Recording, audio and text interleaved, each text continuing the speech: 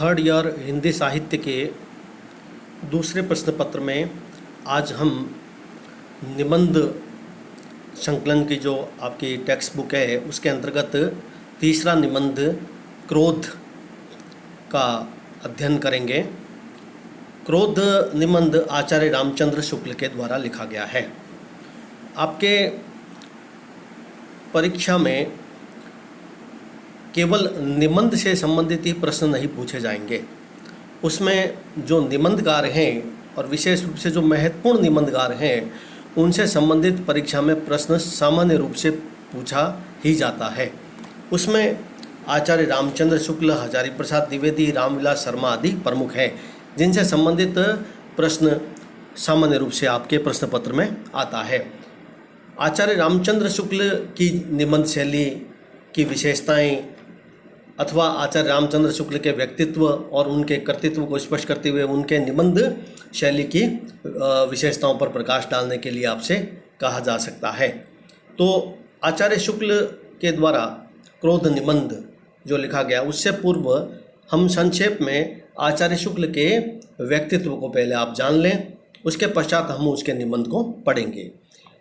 हिंदी आलोचना और साहित्य के इतिहास और निबंध आदि के क्षेत्र में यदि हम किसी एक व्यक्ति को कहें कि जिसने हिंदी इन तीनों क्षेत्रों में जिसने हिंदी को निबंध को एकदम प्रौढ़ रूप प्रदान किया और इतना सशक्त उसको आधार दिया कि आगे के सभी निबंधकारों के लिए वे एक मील के स्तंभ बन जाते हैं, तो वे निबंधकार आचार्य रामचंद्र शुक्ल ही हैं। आचार्य रामचंद्र शुक्ल हिंदी के प्रथम ऐसे गंभीर आलोचक और साहित्य के इतिहासकार हैं जिन्होंने काव्य शास्त्रीय विषयों पर आलोचनात्मक निबंध लिखकर निबंध की सैद्धांतिक, व्यवहारिक दोनों या समीक्षात्मक इस प्रकार के सभी निबंधों की शैलियों पर इन्होंने निबंध लिख करके निबंध को एक प्रौढ़ रूप प्रदान किया था।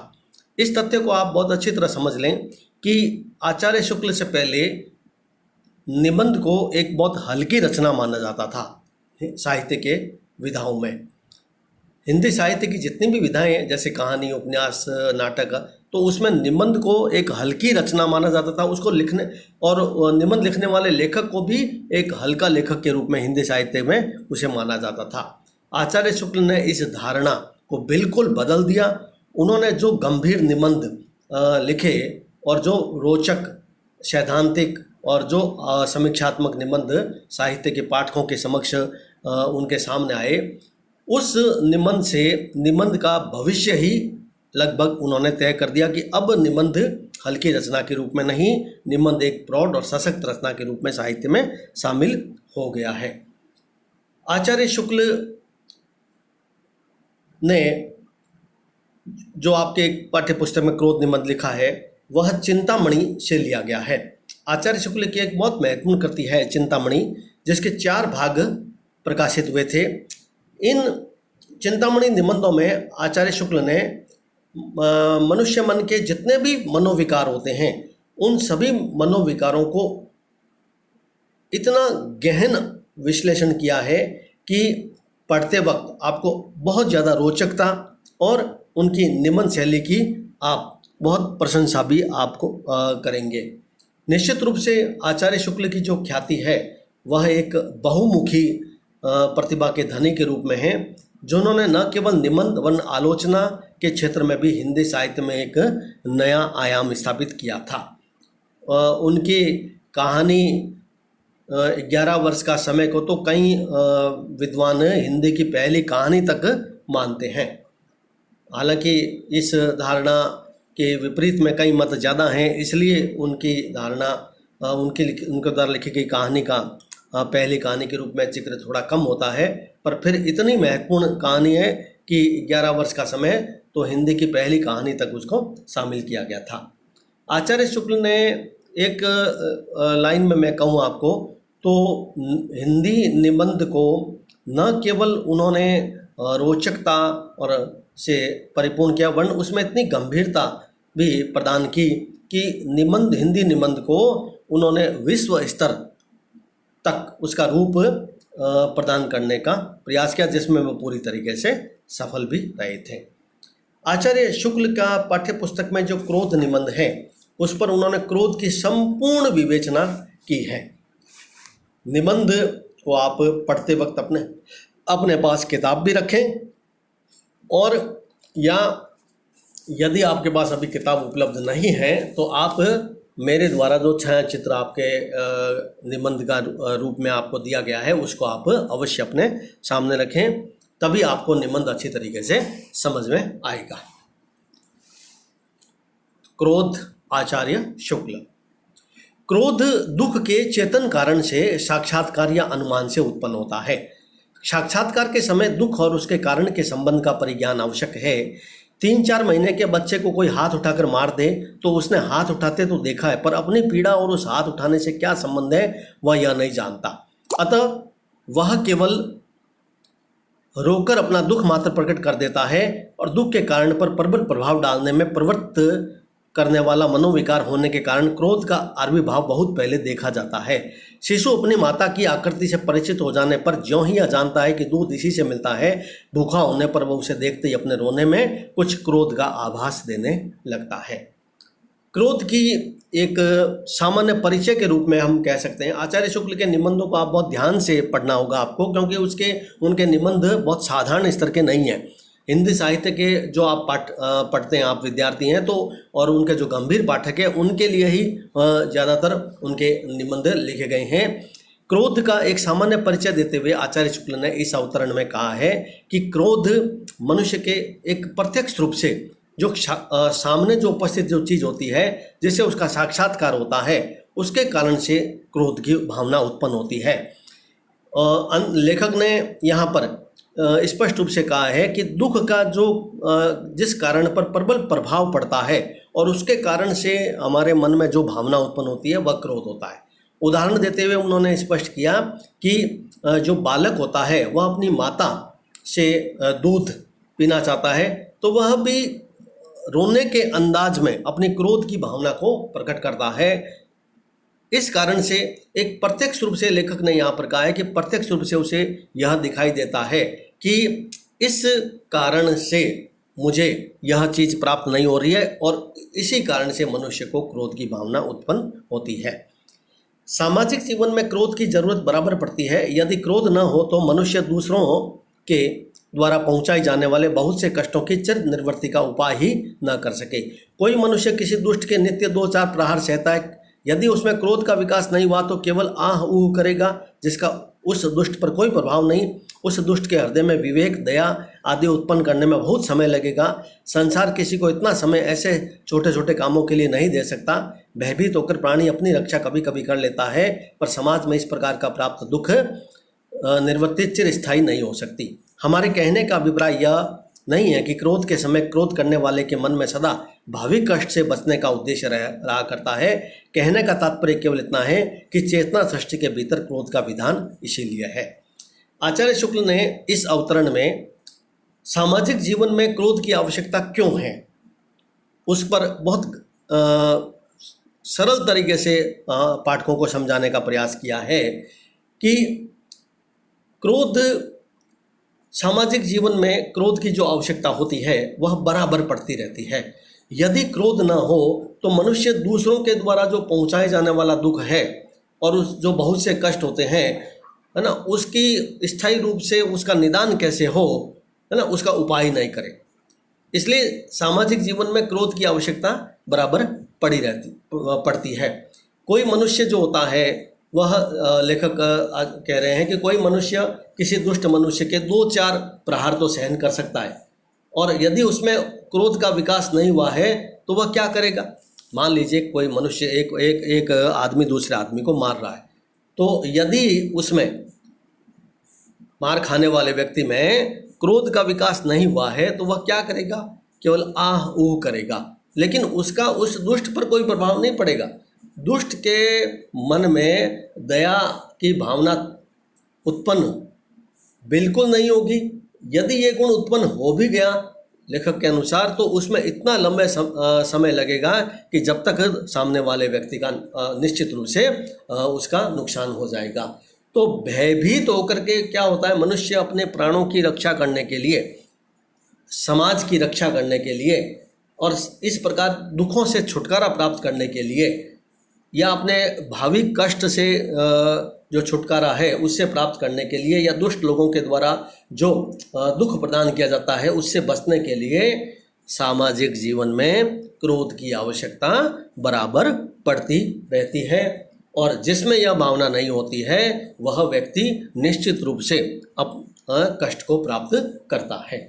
तात्पर्य कहने का यही है लेखक का कि जो हमारी मानसिक चेतना की सृष्टि होती है उसके भीतर जो क्रोध का हमारा विधान है यानी क्रोध की जो मौजूदगी है वह इसी कारण से रहती है, क्योंकि हम अपने जीवन में सदैव कष्टों या दुखों से छुटकारा प्राप्त करना चाहते हैं, इसलिए हमारे मन में सदैव क्रोध की भावना बनी रहती है। तो प्रश्न यहाँ पर जो बनता है महत्वपूर्ण वह यह कि सामाजिक जीवन में क्रोध की आवश्यकता क्यों पड़ती है। आचार्य रामचंद्र शुक्ल के इस कथन को स्पष्ट कीजिए। जिससे एक बार दुख पहुंचा उसके दूर जाने की संभावना कुछ भी नहीं है। जो कष्ट पहुंचाया जाता है वह प्रतिकार मात्र है, उसमें रक्षा की भावना कुछ भी नहीं होती। अधिकतर क्रोध इसी रूप में देखा जाता है। एक दूसरे से अपरिचित दो आदमी रेल पर चले रहे हैं, इनमें से एक को आगे की स्टेशन पर उतरना है। स्टेशन तक पहुंचते पहुंचते ही बात बात में एक ने दूसरे को तमाचा जड़ दिया और उतरने की तैयारी करने लगा। अब दूसरा मनुष्य भी यह उतरते उतरते एक तमाचा चला दे तो यह उसका बदला या प्रतिकार ही कहा जाएगा, क्योंकि उसे फिर उसी व्यक्ति से तमाचा खाने का कुछ भी निश्चय नहीं था। जहां और दुख पहुंचने की कुछ भी संभावना होगी वहां शुद्ध प्रतिकार न होगा, उसमें स्वरक्षा की भावना ही मिलेगी।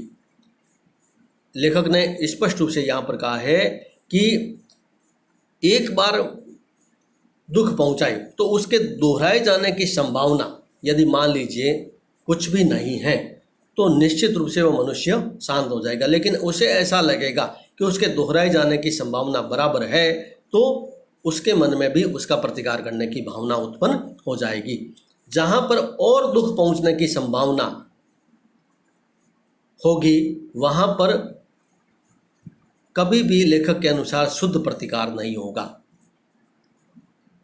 जहां पर और दुख पहुंचने की कुछ भी संभावना होगी वहां पर शुद्ध प्रतिकार नहीं होगा, उसमें तो हमें स्वरक्षा की भावना भी मिली होगी।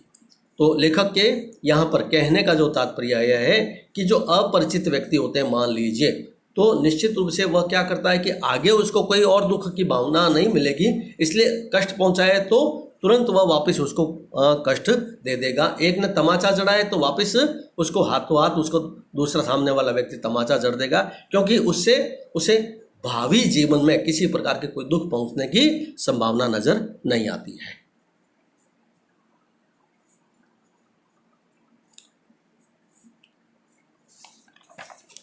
हमारा पड़ोसी कई दिनों से नित्य आकर हमें दो चार टेढ़ी सीधी सुनाता है। यदि हम एक दिन उसे पकड़कर पीट दें तो हमारा यह कर्म शुद्ध प्रतिकार न कहलाएगा, क्योंकि हमारी दृष्टि नित्य गालियां सहने के दुख से बचने के परिणाम की ओर समझी जाएगी। इन दोनों दृष्टांतों को ध्यानपूर्वक देखने से पता लगेगा कि दुख से उद्विग्न होकर दुखदाता को कष्ट पहुंचाने की प्रवृत्ति दोनों में है, पर एक में परिणाम आदि का विचार बिल्कुल छोड़े हुए तो दूसरे में कुछ लिए हुए हैं। लेखक ने जो दो उदाहरण हमारे सामने रखे थे, एक तो ट्रेन में एक व्यक्ति जो दूसरे व्यक्ति को तमाचा जड़ देता है तो यह दूसरा व्यक्ति क्या करता है, उतरते उतरते वापस उसको तमाचा जड़ देता है, तो यह उसका बदला और प्रतिकार ही कहा जाएगा यहाँ पहले उदाहरण में। दूसरे उदाहरण में लेखक ने कहा है कि जैसे मान लीजिए कि हमारा कोई पड़ोसी है और नित्य हमें आकर के रोजाना दो चार गालियाँ हमें देता है, तो यदि हम एक दिन उसको पकड़कर लेखक ने कहा पीट दें तो यह हमारा यह कर्म है ना वह शुद्ध प्रतिकार नहीं कहलाएगा, क्योंकि लेखक के अनुसार जो दृष्टि होगी हमारी वह नित्य गालियां सहने के दुख के से बचने के लिए होगी ना, उसके परिणाम पर हम जा रहे हैं। इस कारण से हम उसको प्रतिकार के रूप में हम उस पर उसको पीट रहे हैं। अलग अलग परिणाम है दोनों में। एक में परिणाम की भावना नहीं है कि आगे क्या होगा, दूसरे में परिणाम है। तो लेखक के कहने का सरल अर्थों में यह तात्पर्य है कि क्रोध जो हमारे मन में उत्पन्न होता है वह और उसका जो आधार होता है वह दो कारणों से, एक तो प्रतिकार लेने की भावना और दूसरा कि जिसमें त्वरित प्रतिकार और भविष्य के दुखों से बचने के परिणाम की भावना के रूप में। एक में वह परिणाम आदि का विचार बिल्कुल छोटे हुए रहता है, दूसरे में कुछ लिए हुए होता है। पहले दृष्टांत का क्रोध उपयोगी नहीं दिखाई देता, पर क्रोध करने वाले के पक्ष में उसका उपयोग चाहे न हो, पर लोक के भीतर वो बिल्कुल खाली नहीं जाता। संसार में ऐसा क्रोध जो होता है ना, वह भी खाली नहीं जा रहा है, क्योंकि पहले दृष्टांत में लेखक ने कहा कि उस क्रोध की कोई उपयोगिता नहीं थी, लेकिन फिर भी वो उसका समाज में संसार में उसका महत्व है। पहले दुख का भी, दुख पहुंचाने वाले से हमें फिर दुख पहुंचाने से डर ना सही, पर समाज को तो है, इससे उसे उचित दंड देने से पहले उसी की शिक्षा है भलाई हो जाती है ना। लोगों में बुराई ना हो कि ये तो डरपोक है, ये तो कायर है, इसलिए है ना उसने तेरे को थप्पड़ मारी, तूने वापस उसको थप्पड़ क्यों नहीं मारी। इस भावना से बचने के लिए लेखक कहता है कि कोई शुद्ध ऐसी कोई परिस्थिति नहीं है कि जिसके आगामी परिणाम या कोई भावी दुख या कष्ट है उसमें कोई मिलेगा, इस कारण से उसने बदला लिया, नहीं, बल्कि संसार में डर की भावना के कारण से त्वरित गति से प्रतिकार वह कर देता है। तो संसार में इस प्रकार के क्रोध का भी अपना स्थान है, तो दूसरे प्रकार के क्रोध का भी अपना एक स्थान होता है कि समाज में इस प्रकार से। अतः यह काज लेखक कह रहा है, अतः यह कहा जा चुका है कि क्रोध दुख के चेतन कारण के साक्षात्कार या परिज्ञान से होता है। अतः एक तो जहाँ कार्य कारण के संबंध में ज्ञान में त्रुटि या भूल होती है, वहाँ क्रोध धोखा खाता है। दूसरी बात है कि क्रोध करने वाला जिस ओर से दुख आता है उसी ओर देखता है, अपनी ओर नहीं। जिसने दुख पहुंचाया उसका नाश हो, उसे दुख पहुंचे, क्रोध का यही लक्ष्य होता है। देखिए, अति लघुतरात्मक प्रश्नों में दो प्रश्न यहाँ पर हमारे सामने बन रहे हैं। एक तो कि क्रोध जो होता है दुख के चेतन कारण के जो हमारा साक्षात्कार जो हमारा निश्चित रूप से सीधा संबंध होता है क्रोध से, और वो जो सीधा संबंध होता है उस सीधे संबंध में कार्य और कारण के संबंध के ज्ञान के आधार पर हम इस त्रुटि को कर बैठते हैं या हम उसको भूल जाते हैं। यहाँ पर क्रोध धोखा देता है। और दूसरे स्थान पर लेखक कह रहा है कि जिसने दुख पहुँचाया उसका समूल नाश हो, अंतिम परिणाम क्रोध का यही होता है, लक्ष्य क्रोध का यही होता है। जैसे उदाहरण के रूप में लेखक कह रहा है कि इसी से एक तो मनोविकारी एक दूसरे को परमित किया जा सकता है, उससे ऊपर से बुद्धि या विवेक भी उन पर अंकुश रहता है। यदि क्रोध इतना उग्र हुआ कि मन में दुखदाता की शक्ति के रूप में परिणाम के निश्चय दया भाव आदि को संचार अनुचित विचार के लिए जगह न रही हो, तो बड़ा अनर्थ खड़ा हो जाता है। जैसे कोई यदि सुने कि उसका शत्रु 20-25 आदमी लेकर उसे मारना आ रहा है, चट क्रोध से व्याकुल हो बिना शत्रु की शक्ति का विचार अपनी रक्षा का पूरा प्रबंध करने के लिए उसे मारने के लिए अकेले दौड़ पड़े, तो उसके मारे जाने में बहुत कम संदेह समझा जाएगा। अतः कारण के यथार्थ निश्चय के उपरांत उसका उद्देश्य अच्छी तरह समझ लेने पर आवश्यक मात्रा और उपयुक्त स्थिति में ही क्रोध काम दे सकता है, जिसके लिए उसका विकास होता है। लेखक ने यहाँ पर कहा है कि क्रोध का जो विकास है उसके संबंध में व्याख्या लेखक ने यहाँ पर की है कि क्रोध का जो विकास है वह भी इस रूप में होता है कि निश्चित यथार्थ निश्चय के उपरांत और उसका उद्देश्य जब हम अच्छी तरह से समझ लेते हैं, तब उसकी आवश्यक मात्रा और क्रोध की जो स्थिति होती है वह उपयुक्त स्थिति वहाँ पर वह काम देती है। यानी क्रोध का भी कई बार समझ बूझ करके भी उपयोग किया जाता है। इस उदाहरण में लेखक ने इस बात को समझाने का प्रयास किया है। क्रोध की उग्र चेष्टाओं का लक्ष्य हानि या पीड़ा पहुंचाने। इस पैराग्राफ को जो अवतरण है उसको आप पूरा यहाँ तक पढ़े। पहले संसार में बहुत से अभिमान का उपचार अपमान द्वारा ही होता है। इस अवतरण को आप पहले पढ़ें, उसके पश्चात मैं इसकी व्याख्या उपस्थित कर रहा हूँ। आप संक्षेप में एक बार सरसरी तौर पर इस को पढ़ लें पहले।